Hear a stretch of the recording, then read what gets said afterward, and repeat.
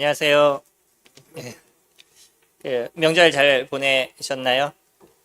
이번 명절이 길게는 9일까지 이렇게 되신 분도 계시고, 또 짧게 하도 한 6일, 7일의 시간이 되다 보니까, 이번 명절을 좀 여유 있게 보내게 됐고요. 또 안타깝게도 또 이러한 그 상황 속에 또 항공기에 또 문제도 발생하게 됐죠.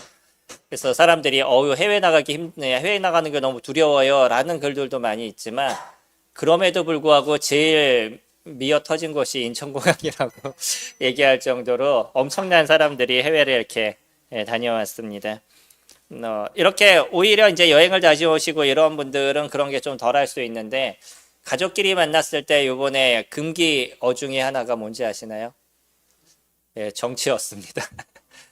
정치적인 얘기가 나오기 시작하면 가족들이 싸우는 문제들이 또 발생하게 돼서 이번 이제 명절의 어떤 금기어 중에 하나가 정치 얘기라고 이야기를 합니다. 이번 정치의 어떤 문제들을 통해서 나라가 자꾸 분열되는 것들을 저희들이 경험을 하게 되죠. 좋은 부분을 만들어 가야 되는데 오히려 극단적인 부분들로 자꾸 치달아 가고 있어서 여기에는 단순하게 믿지 않는 사람들뿐만 아니라 믿는 사람들도 거기 나름대로의 자신이 갖고 있는 진영들이 있는 거죠. 물론 내가 어디를 좋아할 수도 있고 또 싫어할 수도 있습니다. 그래서 그 안에 자기의 어떤 생각들 또 가치관들에 따라서 결정하는 것도 중요할 수 있지만 그러나 그것으로 인해서 우리는 자기의 어떤 그 생각을 남에게 강요하거나 이걸로 인해 또 서로 분쟁이 되고 싸우는 문제들이 발생해서는 안 되겠죠. 이런 면에서 저희가 주의해야 될 필요가 있는데 그렇다면 이런 부분에 있어서 왜 우리의 모습은 자꾸 분열되고 나눠지는 것인가 라는 고민들도 해야 될 필요가 있을 겁니다. 물론 조금 생각들은 다를 수 있을 겁니다. 근데 그럼에도 불구하고 저희들에게 있어서 벗어나지 말아야 될 기본적인 전제, 그것은 뭐냐면 예수 그리스도라는 그 기본적인 전제에서 저희들은 벗어나지 말아야 된다는 거죠. 그러나 여기에서 자꾸 벗어나서 주님의 이름으로 폭력을 사용하거나 주님의 이름으로 또 안 좋은 어떤 모습들을 드러내므로 오히려 이것이 하나님의 빛을 가리는, 예수 그리스도의 빛을 가리는 문제들이 되어져 간다 그러면 이런 면에 있어서는 고민을 해야 되는 거죠. 그래서 저희들은 이런 상황 속에서 저희가 자꾸 생각해야 될 그 중심, 그것은 무엇이냐면 내가 갖고 있는 믿음이 무엇인지에 대해서 다시 한번 체킹하고 생각해보고 고민하는 것입니다. 오늘 저희 요한일서를 잠깐 전체적인 흐름을 살펴보는 시간들을 가지게 될 건데 요한일서는 예전에 같이 강의를 드렸었죠. 그래서 정건에 대한 것을 살펴보았는데 오늘은 이 정건 속에서도 개요라고 얘기할 수 있는 것을 통해서 요한일서를 쓰게 된 이유들, 또 이것이 지금의 우리의 시대 속에서 우리는 어떻게 그것을 이해하고 받아들여야 되는지에 대한 고민들, 그런 시간들을 갖기를 원합니다. 그래서 요한일서가 쓰여진 배경을 저희가 잘 생각해 볼 필요가 있습니다. 요한일서는 일반적으로 많은 학자들이 1세기 후반에 적혔을 거라고 생각이 돼요. 그래서 조금 길게 얘기하면 AD 85년에서 95년 사이 정도에 적힌 것이 요한일서라고 생각이 됩니다. 그리고 흐름적으로 봤었을 땐 요한복음이 적히고 나서 조금 지나고 나서 적힌 게 요한일서로 보여지고요. 또한 요한복음을 통해서 요한은요, 예수 그리스도 그분을 통해서 우리는 거듭날 수 있고 그 요한복음을 쓴 이유가 뭐냐면 이것을 통해서 영원한 생명을 너희들이 얻기를 원한다. 예수 그리스도를 믿고 영원한 생명을 얻기를 원한다라고 요한복음에서 목적에 대한 것을 이야기를 해주고 있잖아요. 저희 찾아볼까요? 요한복음 20장 보시면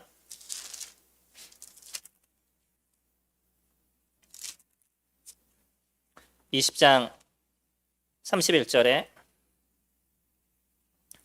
오직 이것을 기록하면 너희로 예수께서 하나님의 아들 그리스도이심을 믿게 하려 하며 또 너희로 믿고 그 이름을 힘입어 생명을 얻게 하려 함이다 라고 얘기를 하죠. 요한은 그 서신서를 쓴 이유를 정확하게 그들에게 이야기를 하고 있습니다. 요한일서로 다시 볼까요? 요한일서도 같이 보시면 요한일서 5장 13절에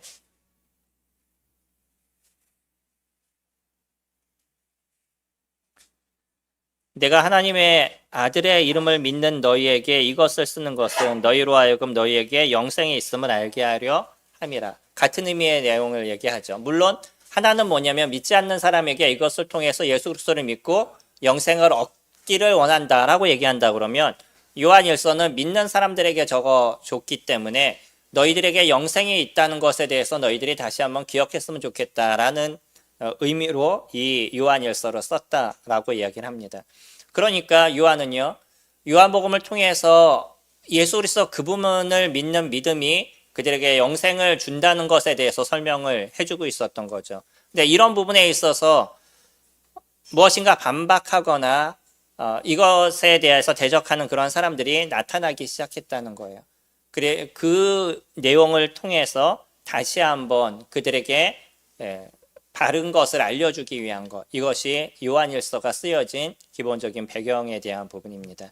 그러면 예수 그리스도 그분을 통해서 구원의 역사를 이룬다는 이 놀랍고 귀한 이 메시지가 훼손되기 시작됐던 것은 이제 1세기 말쯤 돼서 영지주의가 시작이 돼요. 영지주의라고 얘기를 한다 그러면 정확한 정의를 내리기에는 좀 어려운 부분도 있습니다. 왜냐하면 영지주의라고 얘기하는 사람들이 자기네들이 책을 쓰거나 교리서를 만들어 놓지 않았었어요.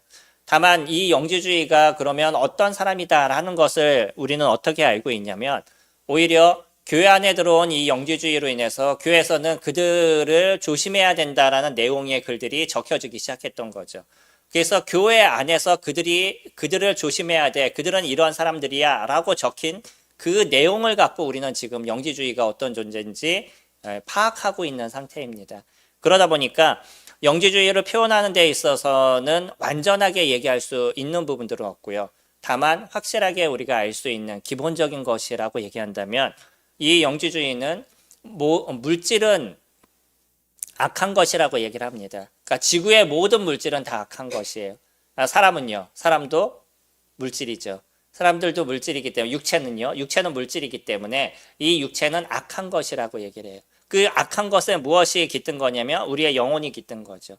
그래서 우리는 이 악한 물질에 갇혀있는 영혼을 구원시켜야 되는 거예요. 그러면 어떻게 구원을 시킬 것이냐? 지금 내가 갖고 있는 이런 문제가 어떤 건지를 정확하게 알고 거기서 탈출하는 것. 단순하게 얘기하면 그와 같은 것입니다. 그렇기 때문에 그들은 예수 그리스도의 성육신을 믿을 수가 없어요. 왜죠? 물질이 악한 거니까.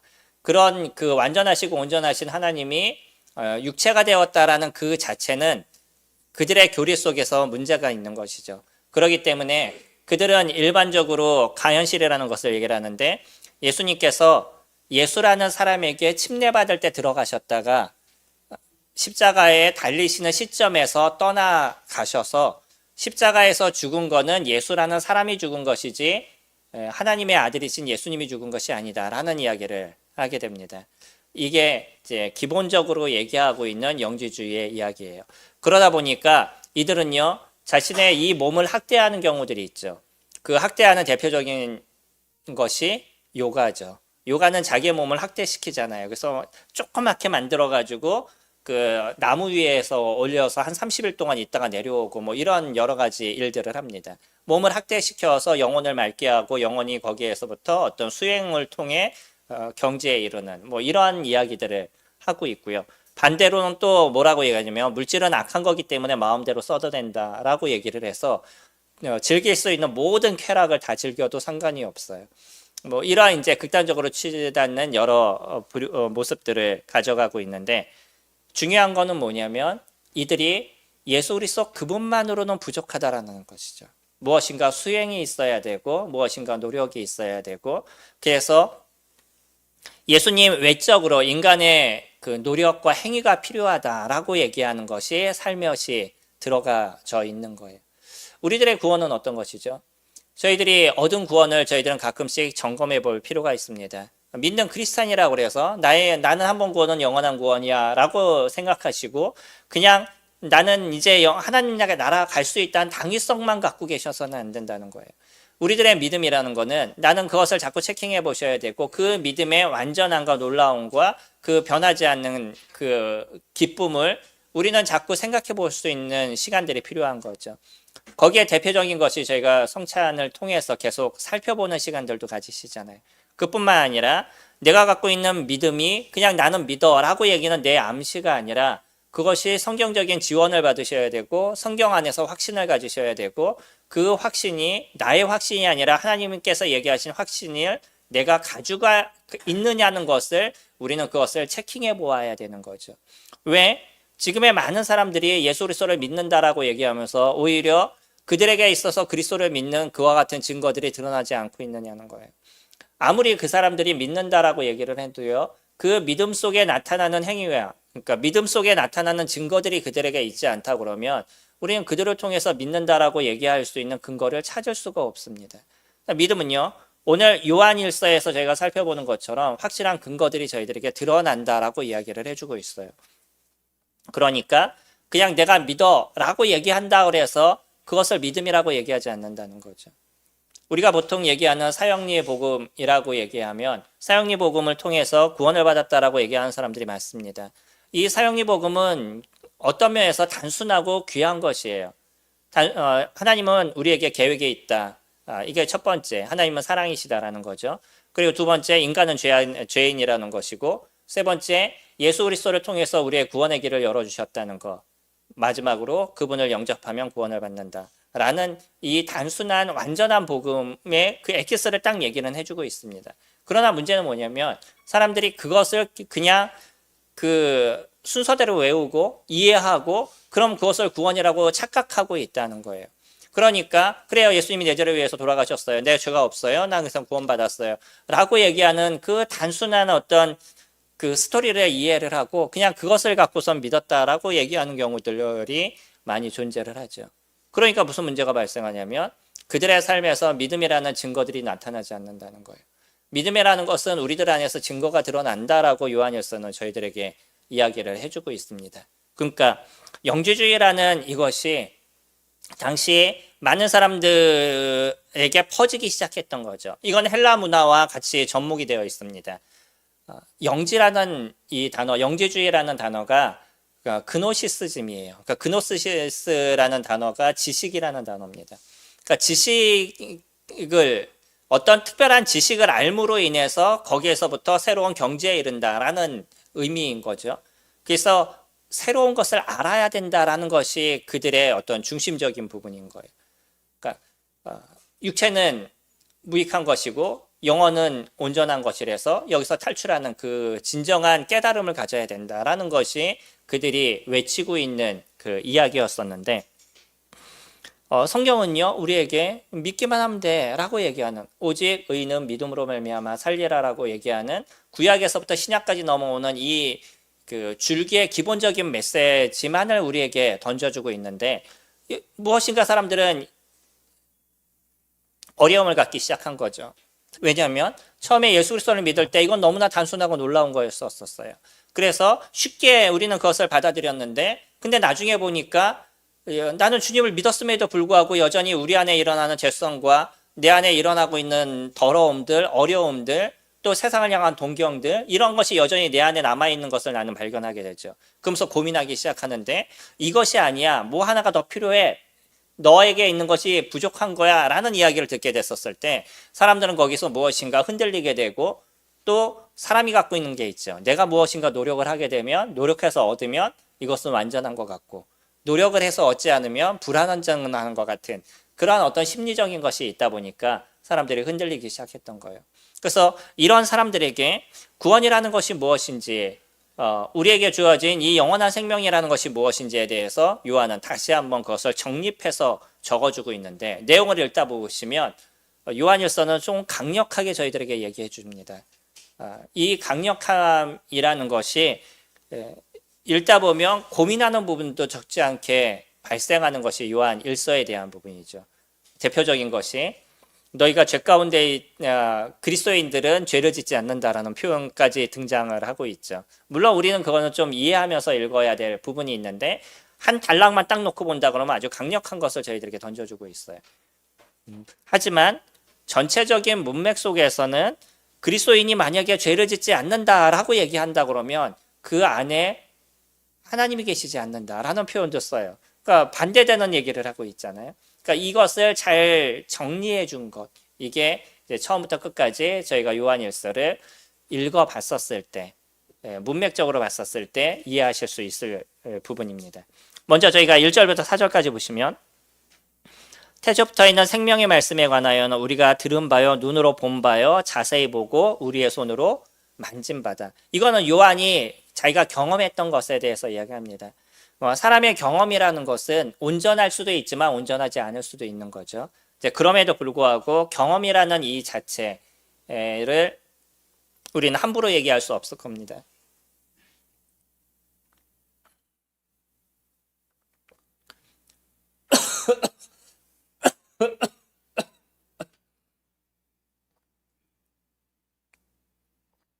지금도 우리나라에 많은 재판이 있는데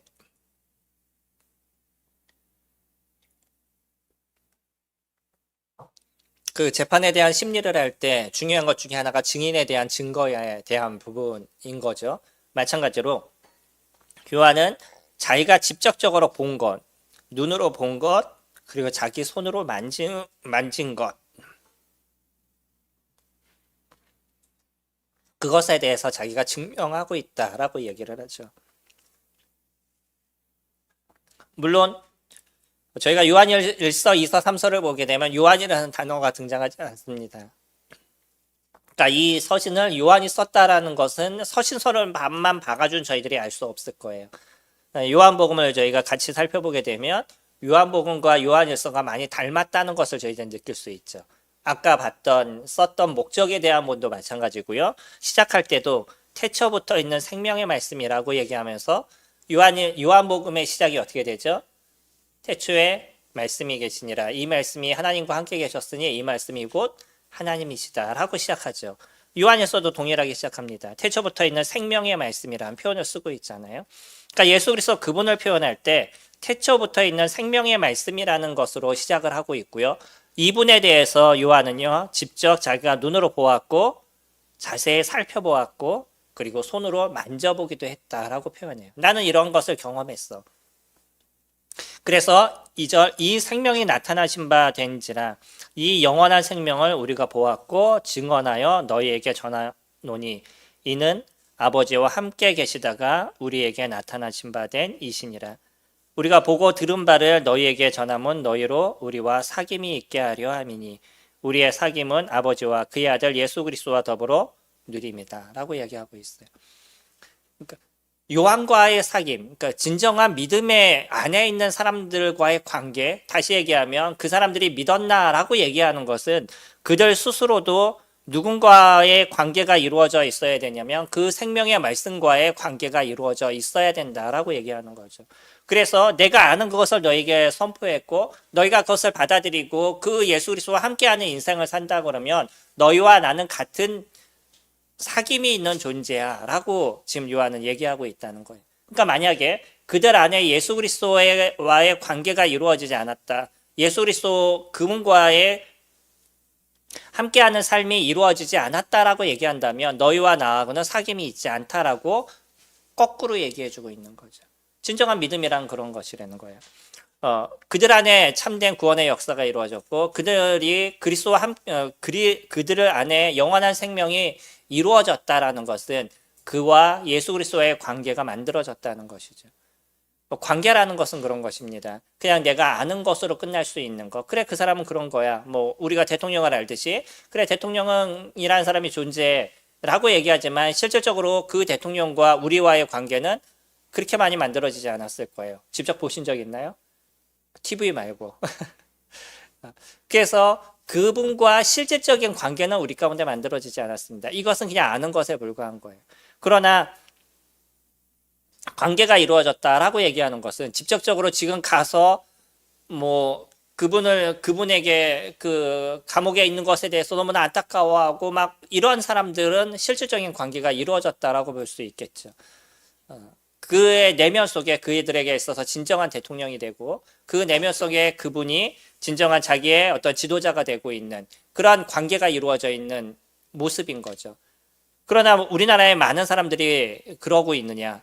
그러지 않습니다. 어떤 사람은 우리나라의 실질적인 대통령이지만 그러나 그 내면 속에선 그 사람이 대통령이 되어 있지 않은 모습이 있는 것처럼 예수 그리스도 그분에 대해서 뭐 인간적인 걸 알고 하나님의 아들이라는 걸 안다 할지라도 실질적인 그 예수 그리스도 그분이 나의 하나님이 되시고 그분이 나의 주가 되시는 거하고는 전혀 다른 이야기가 되어져 가고 있는 거죠. 사귐이라는 거는요. 그래서 그리스도 그분이 이 땅에서 이루셨던 그 놀라움의 역사들 더 자세하게 얘기하면 아버지 하나님께서 하셨던 그 사랑의 일들 자신의 하나밖에 없는 그 아들 예수 그리스도를 우리 가운데 주심으로 인해서 이루어진 이 놀라움의 은혜의 삶이 나를 위한 것이라는 것으로 만들어져 가고 나를 위해서 그와 같은 은혜를 이루어 주신 것에 대해서 내가 정확하게 이해가 되게 됐었을 때 비로소 그 하나님이 나의 아버지가 되시고 그의 보내신 자 아들 예수 그리스도가 나의 주가 되시는 이 놀라움이 이루어져 가는 거죠. 우리에게 이것이 이루어졌었을 때 우리는 사귐이 있다라고 얘기하는 거예요. 그렇기 때문에 이때부터는요, 그분이 나의 주님이 되시기 때문에 그리스도 그분의 말씀이 나의 삶의 표대가 되는 것이고 나의 삶의 길이 되어져 가는 거죠. 다른 어떤 것이 우리에게 있지 않아도 우리에겐 그렇게 중요하지 않습니다. 다른 어려움의 문제가 우리에게 발생한다 그래도 그것은 우리에게 중요하지 않아요. 여전히 우리는 누구를 쫓는 인생을 살아가냐면 그리스도 그분을 쫓는 예수 그리스도 그분과 함께하는 인생을 살아가게 되는 거죠. 그래서요 4절에 우리가 이것을 쓰면 우리의 기쁨이 충만하게 하려 함이라. 그리스도 그분으로 인해서 충만할 수 있는 기쁨들 그것이 저희들에게 존재하게 되어져 간다는 거예요. 믿음이라는 것은 단지 우리는 교회 생활을 하는 그것을 얘기하지 않습니다. 그래서 믿음이라고 얘기하는 것은 그냥 내가 속한 어느 곳에서 공동체와 잘 지내는 것 그것을 얘기하고 있는 것이 아니라 우리들의 믿음이라는 것은 예수 그리스도 그분이 나에게 있어서 어떤 분이 되시고 그래서 우리는 그분 앞에서 어떠한 삶을 살아가고 있느냐라는 것에 관련된 것이죠. 그리스도 그분이 나의 주님이 되셨어요. 그분이 나의 하나님이 되시고 이제 내가 살아가는 삶의 말씀의 중심이 그리스도 그분이 되셨을 때 우리의 삶의 여러 가지의 관계들이 다 변하게 되어져 있어요. 예전에는 나를 위해서 살아갔던 많은 일들이 이제는 그리스도 중심인 모습으로 만들어져 가고 이제는 앞에 보이지 않는 일들 속에 예전에는 힘들어하고 어려웠던 모습 속에 있었다면 이제는 보이지 않는 그 길 속에서도 주님이 말씀하시는 그 말씀의 빛을 따라가는 삶의 모습이 되어져 가고 있는 거죠. 그리고 예전엔 내가 원하는 것을 했고 내가 필요한 것, 내가 갖고 싶은 것에 대해서 관심을 두고 있었던 인생이라면 이제는 예수 그리스도 그분이 원하시는 것이 무엇인지에 대해서 관심을 두고 거기에 맞는 인생을 살아가는 자로 변하게 되어져 있는 거죠. 그러니까 요한은요 자신이 알고 느끼고 본 바를 선포할 수밖에 없었다는 거예요. 그리스도 그분의 그 놀라우신가 은혜, 그러니까 사람들이 지옥에 가는 그런 존재 속에 있는데 그런 사람들이 예수 그리스도 그분을 통해서 얻어지는 그 은혜가 무엇인지를 알기 때문에 이 요한은요 죽어가는 사람들에게 예수 그리스도를 이야기하지 않을 수가 없었다는 거죠. 저희들도 그러지 않나요? 우리가 갖고 있는 구원, 나는 이제 지옥에 가지 않고 천국에 가니까 그러니까 이제 나는 뭐 다 된 것이고 이제 남이야 어떻든 신경을 쓰지 않는다라고 얘기한다 그러면 그 사람의 내면은 우리가 고민해 봐야 될 거 있죠. 왜냐하면 다른 사람이 가야 될 그 고통과 아픔에 대한 문제를 우리는 간과할 수가 없는 거예요. 어떤 사람이 물에 빠져 있는데 코앞에 보면서 아무 문제 없이 지나가는 사람이라 그러면 뭔가 좀 이상한 사람일 겁니다. 아무리 약한 사람이라도요. 내 앞에서 누군가 죽어가는 것을 보게 되면 안타까움을 갖는 게 기본적인 사람들의 모습인 거예요. 그런데 그리스도인이 많은 사람들이 지옥에 가는 문제에 놓여져 있는데 그냥 나만 잘 먹고 잘 살면 돼 라고 생각한다 그러면 이거는 그 내면에서부터 무엇인가 문제가 있다라는 거죠. 이게 변하는 것입니다. 그리스도인의 변화는 예수 그리스도 그분이 우리에게 비춰주신 그 놀라우신 사랑의 은혜, 내가 그것을 받을 만한 존재가 아님에도 불구하고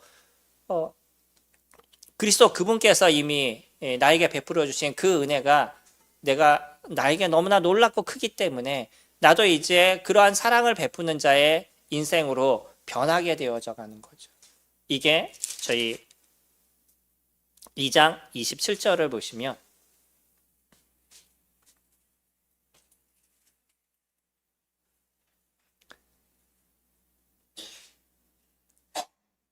요한일서는 많은 분들이 여러 가지 개요를 얘기하지만 그럼에도 그 개요 중에서 빼앗지지 않는 이 세 가지는 것입니다. 첫 번째 얘기하는 예수 그리스도 그분을 통해서 믿음을 얻는다는 것이고요.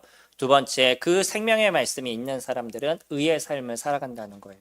27절 보시면 2장 27절 너희는 주께 받은 바 기름 부음이 너희 안에 거하나니 아무도 너희를 가르칠 필요가 없고 오직 그의 기름 부음이 모든 것을 너희에게 가르치며 또 참되고 거짓이 없으니 너희를 가르치신 그대로 주 안에 거하라. 자녀들아 이제 그의 안에 거하라. 이는 주께서 나타나신 바 되면 그가 강림하실 때에 우리로 담대함을 얻어 그 앞에서 부끄럽지 않게 하려 함이라. 너희가 그가 의로우신 줄을 알면 의를 행하는 자마다 그에게서 난 줄을 알리라. 그에게서 난 자는 누구라고요? 의를 행하는 자다라고 얘기하고 있어요. 그러니까 예수 그리스도를 믿는 그 사람에게 있어서 이루어지는 것은 그분의 의로우신 것 같이 나 또한 의로움의 삶을 살아가게 되는 것이고 그 의를 드러내게 됐었을 때 그 사람이 누구인지를 알게 되냐면 그에게 속한 자임을 예수 그리스도 그분 안에 속한 자임을 알게 된다라고 얘기하고 있어요. 우리들의 그래서 믿음의 삶 속에서는 예수 그리스도를 영접하고 나서 좋았던 그 기분이 어느 순간이 지나서 그것이 소멸되고 나면 그때부터 찾아오는 세상과의 싸움이 우리에게 무섭게 일어나죠. 내 안에 일어나는 죄성 뿐만 아니라 세상을 향한 동경들, 남이 갖고 있는 좋은 것들, 이런 것들과의 그 싸움, 이 끝없는 싸움이 우리에게 일어나기 때문에 그리스도인이 이 싸움 속에서 계속 아버지 하나님을 붙잡을 수 있는 것, 하나님을 의지할 수 있는 것이 무엇인지를 알아가는 시간들을 가져가는 거예요. 거기에다 내 안에 일어나는 내 성격적인 부분들, 죄성에 대한 부분들, 이런 것을 버려가기 위해서 얼마나 많이 주님 앞에 기도하고 무릎을 꿇고 매달리는 인생을 살아가게 되는지를 우리는 충분히 경험해 오셨잖아요. 이런 경험이 없었다? 이건 문제가 있으실 겁니다. 왜요? 내 안에 일어나는 죄성이 너무나 강력하기 때문인 거예요. 그래서 그냥 일어나는 그 죄성대로 살아왔다 그러면 그리스도는 내 안에서 무엇을 하셨냐는 거죠. 그리스도가 우리 안에 계신다면 우리는 여전히 의로움의 삶을 살아가게 하기 때문에 이 죄성과의 싸움을 싸워가게 만드실 수밖에 없는 거예요. 그래야지 우리가 의의 모습들이 만들어져 가는 거지. 기도하시고 주님 나의 이 죄성을 다 없애주세요. 그럼 주님이 없애주셨나요? 안 그러십니다. 그냥 다 가져가시는 것이 아니에요. 우리가 그것과의 싸움에서 이기게 하시는 거예요. 예전에 갖고 있었던 잘못된 습관에서 그 습관을 버리게 하시는 거죠. 소위 얘기해서 옛날에 그런 얘기 했잖아요. 담배 피던 사람들이 담배를 끊을 땐 그 사람과 동거래도 하지 말아라 라고 얘기했었어요. 왜 그래요? 그만큼 힘들다는 거예요. 담배를 끊는다는 게. 근데 예수 그리스도를 우리가 믿게 됐었을 때 그런 싸움을 싸워가잖아요. 예전에 거기에 손을 댔거나 아니면 주님을 믿었다가도 손을 댄 사람들이 있었을 텐데 그런 호기심에 손을 댔다가 이것을 해결하기 위해서 끊임없는 싸움을 우리는 싸워가는 거죠. 이게 크리스찬들의 모습입니다.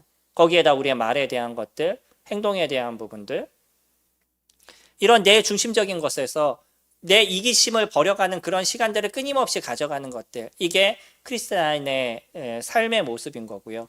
이런 의로움의 모습 속에서 좌절도 하고 쓰러지기도 하고 때로는 하나님을 원망하기도 하는 이런 일들이 우리들 가운데 일어나지만 그럼에도 불구하고 크리스찬들의 모습은 어떻게 되겠어요?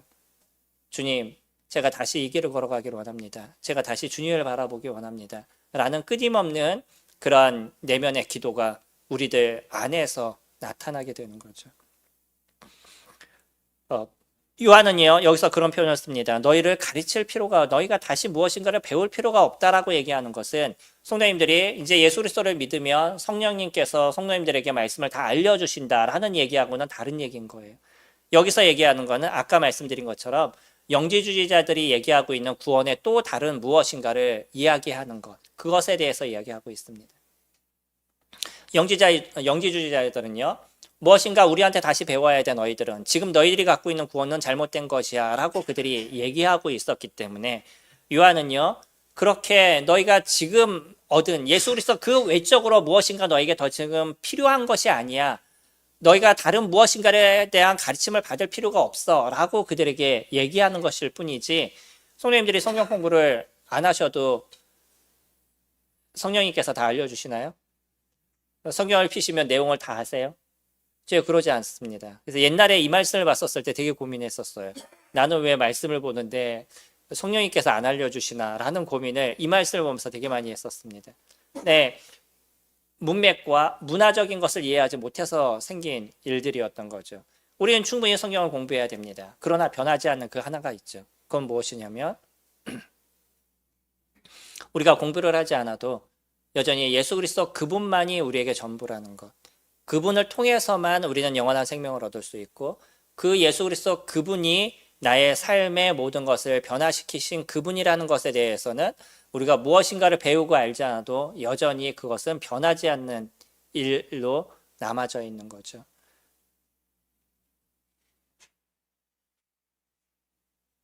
그렇게 우리가 그리스도 안에 있었을 때 예수 그리스도 그분이 이 땅 가운데 다시 오게 되시고 강림하시게 되면 우리가 부끄러움이 없이 그 예수 그리스도를 만나게 될 것입니다.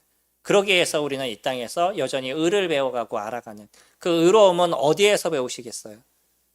하나님의 말씀을 통해서 배우시는 거죠. 내가 의롭다라고 얘기해도요, 그것이 성경에서 지원해 주지 않으면 이것이 완전한 의가 되지 않을 겁니다.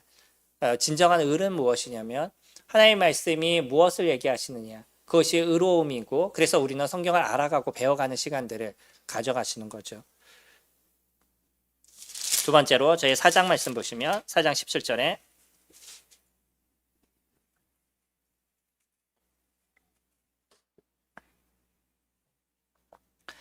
생명의 말씀이 있는 사람들은 의를 행한다, 의로움을 행한다라고 얘기한다면, 두 번째는 생명의 말씀이 있는 사람들은 사랑을 행하는 자입니다. 다시 얘기하면 사랑을 통해서 그 실체가 드러나는 존재들인 거죠.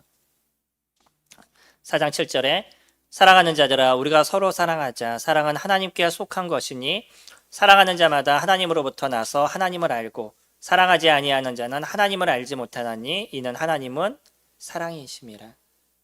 하나님의 사랑이 우리에게 이렇게 나타난 바 되었으니 하나님이 자기의 독생자를 세상에 보내시면 그로 말미암아 우리를 살리려 하심이라. 사랑은 여기 있으니 우리가 하나님을 사랑한 것이 아니요 하나님이 우리를 사랑하사 우리 죄를 속하기 위하여 화목제물로 그 아들을 보내셨습니다. 사랑하는 자들아 하나님이 이같이 우리를 사랑하였은즉 우리도 서로 사랑하는 것이 마땅하도다. 어느 때나 하나님을 본 사람이 없으되 만일 우리가 서로 사랑하면 하나님이 우리 안에 거하시고 그의 사랑이 우리 안에 온전히 이루어졌느니라. 이번에 또 마지막에 그러죠. 하나님을 본 사람은 없지만 그러나 우리가 서로 사랑하는 것을 보면 하나님이 우리 안에 계신다는 것을 알게 된다라고 얘기하셔요. 그러니까 현재 일어나고 있는 많은 기독교인들이 하는 행위들이 그 속에서 우리는 하나님을 볼 수가 없다는 거예요. 이것이 무서운 것입니다. 믿음이라는 이 자체는 왜 주님께서 끊임없이 사랑이라는 단어를 우리에게 사용하시냐는 것이에요. 이 사랑이라는 단어는 그리스도 그분이 아버지 하나님 그분이 어떻게 우리를 사랑하셔서 이와 같은 계획을 이루시고 그의 하나밖에 없는 아들 예수 그리스도를 보내주셨는지 그 속에서 저희가 보게 되는 거죠. 하나님의 사랑이 너무나 놀랍고 크시지 않으시나요? 나와 같으면 그와 같은 사랑을 하실 수 있으실 것 같으셔요? 전 제가 아무리 생각해도 제 아들을 누구를 위해서 대신 바꿀 거라는 생각조차를 갖지 않을 것 같아요. 그러나 피조물을 위해서 자기 아들을 주셨다는 것은 이거는 우리가 상상할 수 없는 그러한 사랑을 저희들에게 알려주신 거죠. 그뿐만인가요? 예수 그리스도 그분은요 스스로 그 죽음을 선택하셨어요. 본인이 그곳에 달리지 않으실 수 있는 충분한 능력과 힘이 있음에도 불구하고 누군가 얘기했던 것처럼 예수님이 그 겟세마네 동산에서 잡히실 때 하셨던 얘기처럼 하늘에서는 그 천만 군사들이 대기하고 있었어요. 천사들이죠.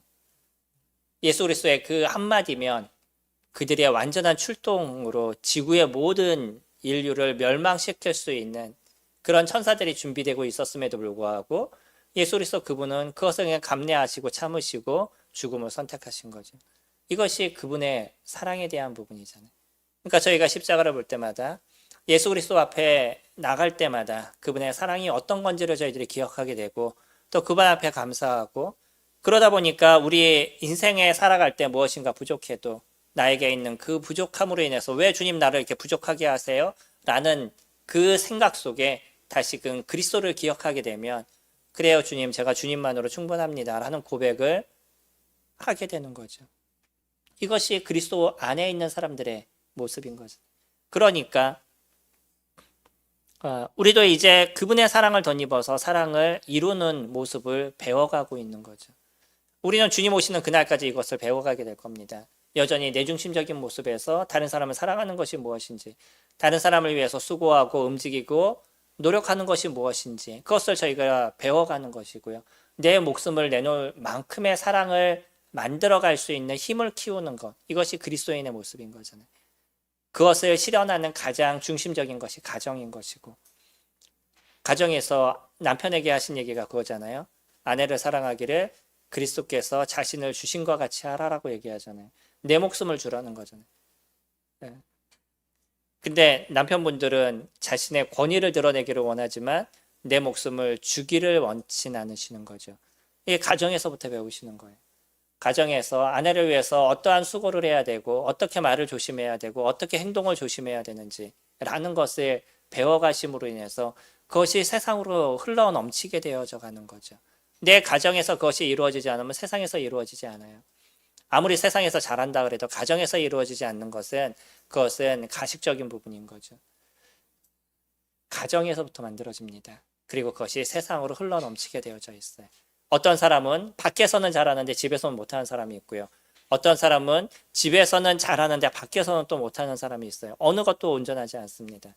두 가지가 함께 만들어져 가야 되는데 이것의 어떤 흐름을 본다 그러면 먼저 내가 하나님을 사랑하는 모습 속에서 배워가는 것이고요.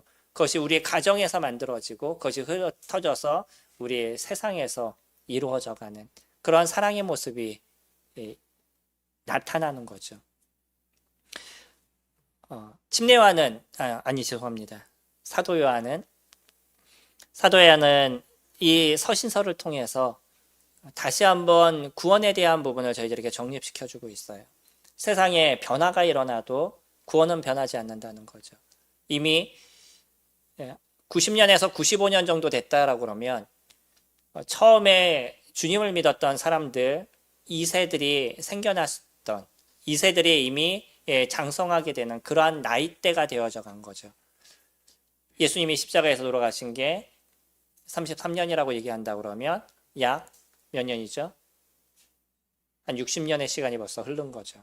그러니까 약 60년의 시간이 흘렀다라고 얘기하면 2세대, 3세대까지 발생하고 있는 시점인 거예요. 그러다 보니까 복음이 많이 흐트러져 있는 상황이었습니다. 지금의 우리 모임의 모습도 그러지 않을까요? 이 땅에 브래들린을 들어오고 나서 지금 60년 정도의 시간이 흐르다 보니까 3세대까지 생겨나서 무엇인가 구원에 대한 것에 또 새로운 정립들 이런 것들이 필요한 시점이기도 합니다. 시대가 변하고 있어요. 이 변하는 시대 속에 사람들의 구원에 대한 부분들도 변한다라고 생각하고 있죠. 그러지 않습니다. 복음은 오직 예수 그리스도 그분으로 이루어져 가는 것이고 그분을 믿는다라고 했었을 때 그 믿음에 대한 정확한 의미 그 의미가 무엇인지는 변하지 않는다는 거예요. 예수 그리스도 그분이 우리의 주님이 되시는 것이고요. 그분이 나를 위해서 죽으셨을 뿐만 아니라 다시 부활하신 그 하나님이시라는 것. 그러나 그분의 육신으로 이 땅에 오심이 왜 그렇게 중요했었냐면 영지주의자들은 예수 그리스도의 구원에 대한 부분을 부인할 수밖에 없는 거예요. 왜죠? 그분의 죽음이 이루어지지 않았기 때문에. 영혼으로 얘기한다 그러면 영혼은 죽지 않아요.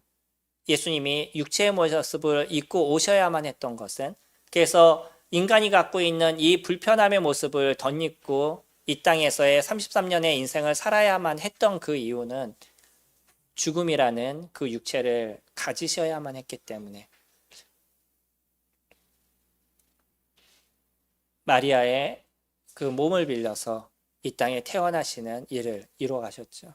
그리고 나서 십자가에 죽으신 그 성육신의 진정한 그 일들을 저희들에게 이루어 주셨습니다. 이러한 그리스도에 대한 진정한 믿음이 우리에게 있게 됐을 때 저희들은요, 이제 나를 보는 것이 아니라 그리스도를 보는 인생을 살아가게 되는 거죠. 그 속에서 드러나는 것은 나타내지 않으려고 해도 자연스럽게 드러나는 것은 우리들 안에서 의로움이 드러나게 되고요. 우리들 안에서 사랑이라는 단어들이 드러나게 되는 거죠. 이것이 실천적으로 나타나게 되어져 있습니다.